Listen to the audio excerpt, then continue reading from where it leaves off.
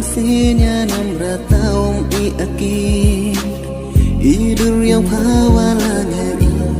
Hangai kat yang pa Ki cawa penpe Cakit tahu yusuf wape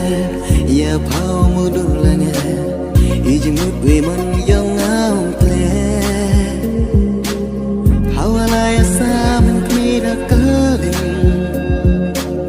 Hamsin yang ngadu apa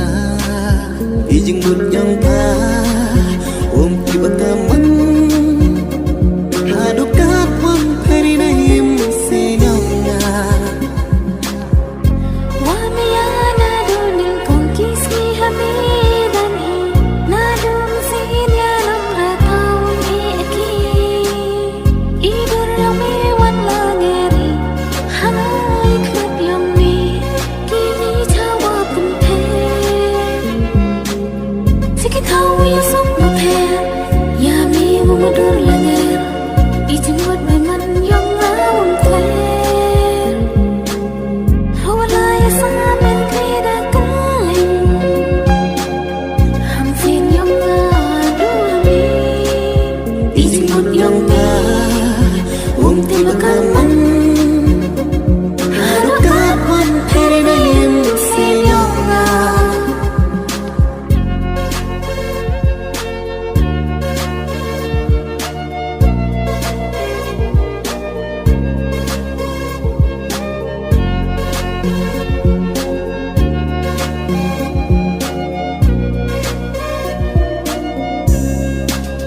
Ijimut yang pa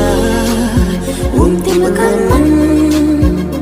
Haduk kapon peri na him sinyong nga Yikitu kipor wadala Ngayon itin hay ni wun sep ay Imiyawa sakit da yuwagi Nami sakit lamiki Pilahat kiluti Sigintin na pa kwa aki